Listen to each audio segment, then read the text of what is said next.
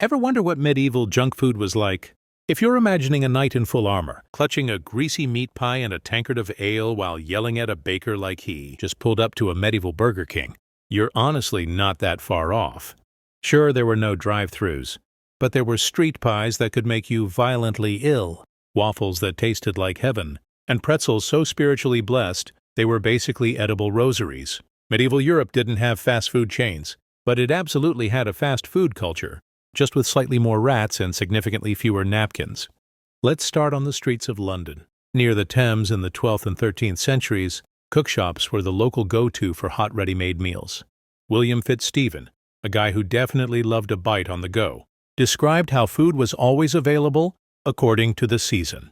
These stalls ran around the clock and sold pancakes, meat pies, breads, and sweets. No menus, no combos, just fast food for people who couldn't afford to cook at home, which, statistically speaking, was most of the city. By the 14th century, nearly half of urban households didn't own their own grain. Firewood and cooking tools were expensive, and many homes didn't even have hearths. So medieval takeout wasn't just convenient, it was survival. But fast didn't mean fresh. Let's talk about meat pies. The medieval Big Mac. These things were hot, hearty, portable, and occasionally deadly. Street vendors were notorious for reheating old pies, cutting spoiled meat into the filling, or straight-up serving diseased pork. A 13th century report from Norwich accused cooks of doing exactly that. The phrase "God sends the meat, the devil sends the cooks" didn't just exist for poetic flair, it was public safety advice. Biting into one of these pies was a gamble. Sometimes you'd get lunch. Sometimes you'd get dysentery. It was part of the charm. Now, if you were craving something sweet, medieval Europe had your back. If you could afford it, sugar was rare and pricey, so honey was the go-to. Cooks made gingerbread by simmering clarified honey with breadcrumbs, then loading it with spices like ginger, cloves, and pepper. Yes, pepper, because medieval sweets didn't play around. Fritters were also all the rage. Fried dough stuffed with almonds, figs, or apples. Some even had fried cheese inside, known as fritter of milk. It sounds like a culinary dare, but people genuinely loved it. One particularly iconic dessert, the Crispies, medieval funnel cakes, strips of fried batter topped with honey or sugar, sometimes with herbs mixed in. If you've ever eaten fairground food and immediately regretted it, you have something in common with a 14th century Londoner. Desserts weren't an afterthought either. They were a full-blown event. Medieval tarts were topped with berries and ginger, sweet ravioli filled with fruit, called cusquinoles, and yes, cheesecakes and cookies existed. By the 1500s, the word dessert itself had entered common use, adapted from the French desservir into meaning to clear the table. So the end of the meal became its own category, because, frankly, people were obsessed. And then there's the pretzel, the holy snack of Europe. Made with just flour, water, and salt, pretzels were allowed during fasting periods when animal products were banned. Monks gave them to children as rewards for learning prayers, and the twisty shape eventually became a symbol of good luck and spiritual health. Pretzels were cheap, satisfying, and culturally loaded, like communion bread with a glow-up. But the creativity didn't stop there. Bread wasn't just food, it was cutlery. Enter the trencher, a thick round of bread used as a bowl. People poured soups or stews into it, let the bread soak up the flavor, then either ate it or gave it away. Eco-friendly and kind of genius.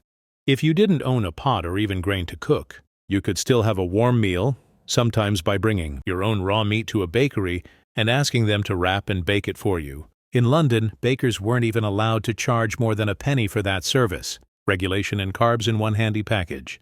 During Lent, when meat was banned, people didn't stop indulging, they just got creative. Fish was common, and fritters were still allowed. But alcohol, that was the loophole of choice. A monk named Robert Ripon complained in 1400 that people used Lent as an excuse to drink more than ever, with the classic excuse being, fishes must swim, and apparently so must your liver.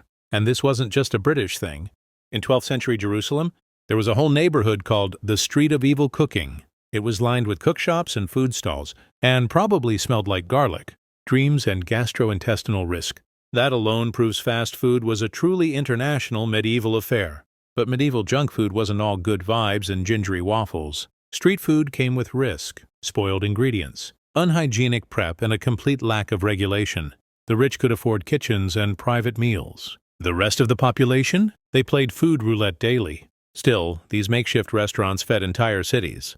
And despite the health hazards, they brought convenience, community, and flavor to people who needed it most. So the next time you shame order a double cheeseburger and call it your goblin meal, just remember, you're walking in the footsteps of your ancestors. Only difference? They didn't get fries with that.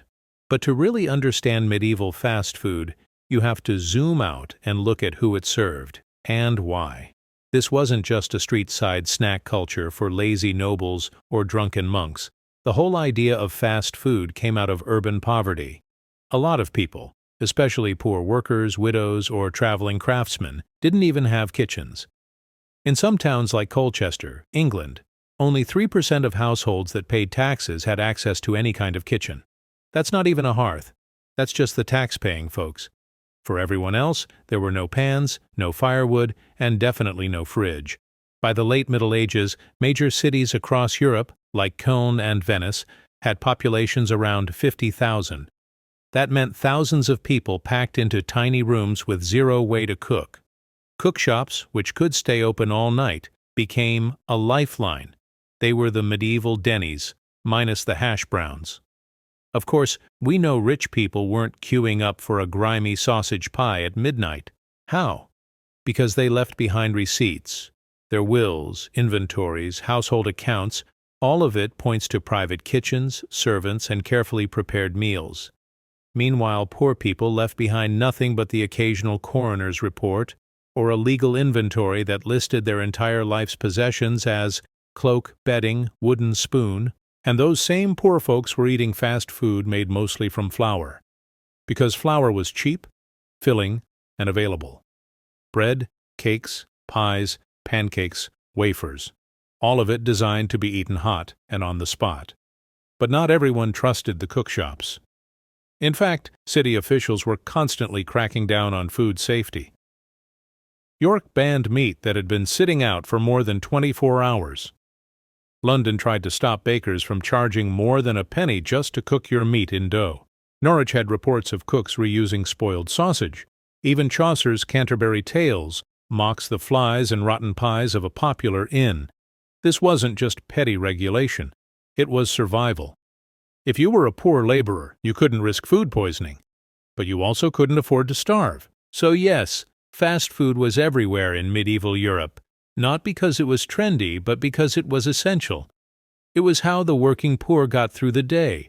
It was how they stayed warm, full, and vaguely alive, even if it sometimes came with parasites.